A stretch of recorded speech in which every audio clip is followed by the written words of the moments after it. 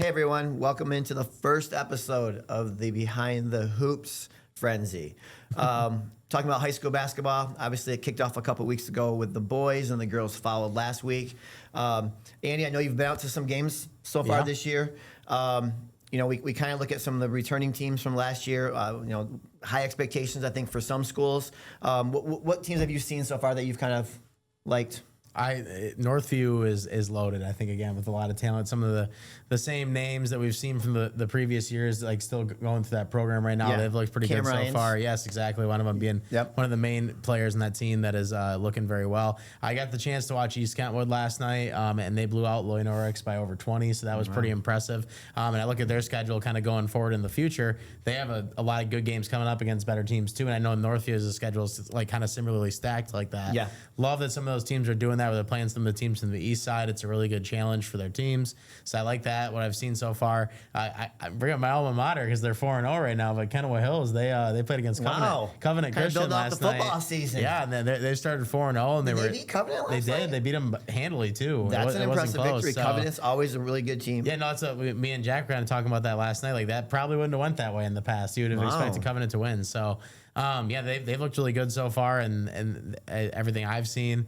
But yeah, no, it's overall it's just a lot of the same teams looking pretty good so far. I haven't got the girls just got going, so I haven't had a chance to go out to any of those games yet. But it's right now it seems like those are some of the more dominant teams in our area that I've seen so far. Have you seen that two-time defending state championship team, Tri-Unity Christian? I was gonna let you bring that up because I'm sure you have plenty to say about it. But Tri-Unity's 5-0. New head coach Brent Voorhees is doing a great job with the program so far. He's really getting his guys to buy into defense, something Tri-Unity's always kind of prided themselves in through the years. It's kind of been a staple of the program. So it's been fun to see. I think the best part for me was first game of the year, we beat a really good North Point Christian team, which now has not lost since they lost to us, but we won that game in overtime. And most time, you have you go into the locker room and the coach gets like a water with cups. Yeah. Well, we got all of us coaches and players got bottles of water, and so Brent comes in and we just shower him. And there was a huge puddle on the locker room floor. But that's awesome. Yeah, it was his first varsity win, obviously at Tri-Unity, and like I said, we're lost 4 starters, but we're doing a great job, I think, and like I said, guys are buying into the culture and tradition at Tri-Unity, and then they just continue to win. So I think one thing I've taken away, too, just so far from this point, like early in the season, it just seems like the talent level and pool here in Grand Rapids is a lot better with some of the players that are out there on some of these teams. It seems like it's way more competitive from that form. And I also, again, just kind of going back on what I said about the schedule and some of these teams scheduling some of these games and teams from the east side, I feel like people used to kind of fear doing that a little bit. It's awesome that teams are doing that now because I think that they actually feel like they have a chance to win some of those games. Yep. And in the past, that wasn't really a thing. So it's great to see. There's a lot of competitive basketball out there, and it's so early. There's a lot of those games going on at Cornerstone where a lot of the teams play each other here locally. Over the next 2 weeks. The Christmas Classic they do there. I'll be there plenty. So if you want to see me, I'll be around. But yeah, there's plenty of games going on there that you should go and watch if you want to get a better idea of what some of these teams have to offer this year. Yeah, definitely. And obviously it's a lot of non-conference games, right? So you're seeing teams that are playing teams that they're just not typically familiar with. Usually great matchups. Yes, and it's from literally 10 a.m. until late at night, basically almost every day at Cornerstone. So yeah, come check. I'll be out there. Andy will be out there. It'll be some really good high school basketball out there. Sure. Yeah, some of the top teams so far this year. Rockford boys 4-0 right now. I have seen them, and they beat Catholic Central and Uni Christian, and Uni Christian's really good. No, they're impressive, man. Eli Wolf, that kid can ball. No, for sure. They have some great post presence in that team too. They pass the ball probably better than any team in our area. I think honestly, it's impressive to watch. Like at least from what I've been able to see so far. And I think that's why they're so good. They're coached well. And they just move the ball so well, and you find the open shooter every single time, it seems like. Yep. Scott Sozema at Uni Christian is doing another great job. Yep. Their only loss is to Rockford. They beat South Christian pretty handily the other night. And that's just a program that's obviously always good. And they play Hudsonville coming up on Friday, and I think they call it the Salad City Classic or something like that. And right now, Hudsonville's 4-0, so that's going to be a really great matchup. No, for sure. I did get the chance to go see Hudsonville. They've looked good in some of the matchups they've had so far. It seems like that program has really taken off in the right direction. So, yeah, it's that should be a good one. Unity's, you don't have to speak for it at this point. Like every year seem to have a good basketball program, no matter what. So yeah, it's that school, when it comes to football and basketball, things we talk about the most. They're always competitive. Yeah, and South Christian's young this year. I think they have 2 freshmen on the team this year, so they're young, but they're still talented.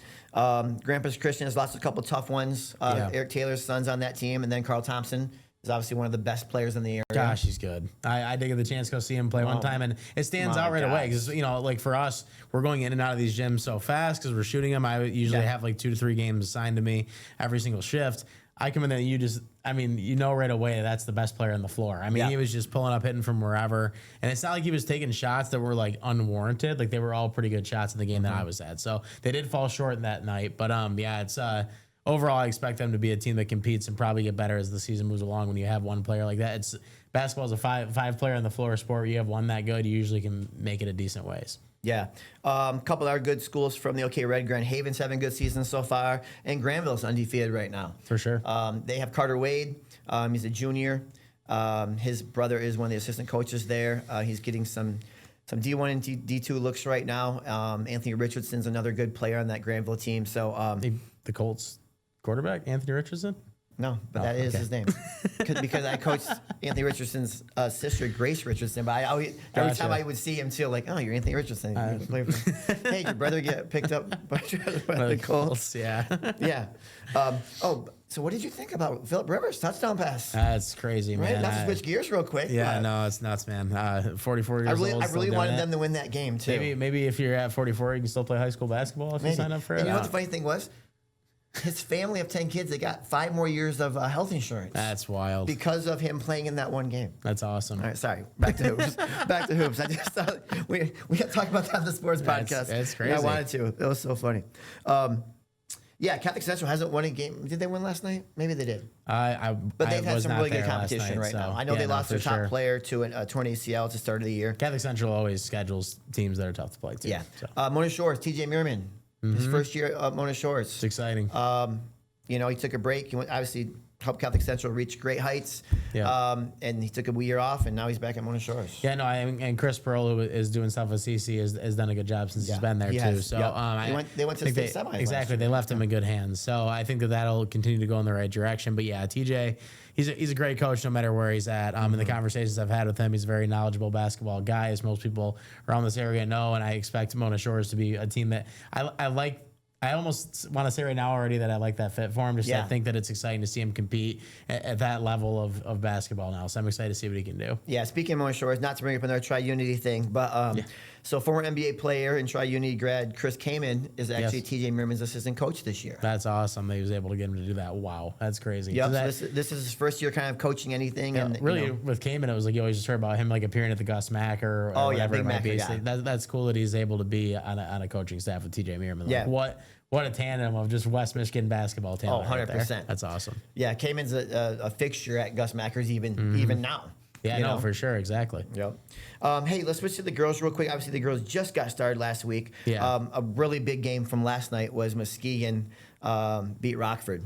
Wow. In a early clash of Titans in high school girls basketball. And I think this Muskegon team, can't remember her first name, last name is Sane, probably one of the best players in the state. But that Muskegon team is I think, primed for a really good season. That's a big win for Muskegon. It's been a hard hurdle for them to get past the last couple of years. Yeah. Obviously, Rockford's been this dominant basketball program. It's been impossible to beat. Yeah. It seems like they had missed basketball just last year. So, I mean, they've been making it to the state finals. So maybe this is Muskegon's turn to finally get over the hump. I mean, that's probably not the last time we're going to hear about those two playing. So no, not at all. We'll see.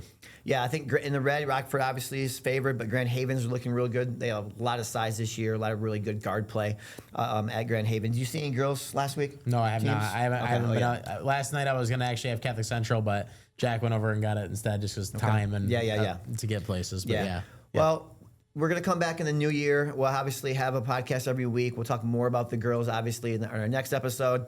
And then kind of recap all the happenings from the Cornerstone tournament with the boys as we kind of go into January and February. And then soon enough, we'll have March Madness. So, well, hey, thanks for joining us on our first episode. See you next time.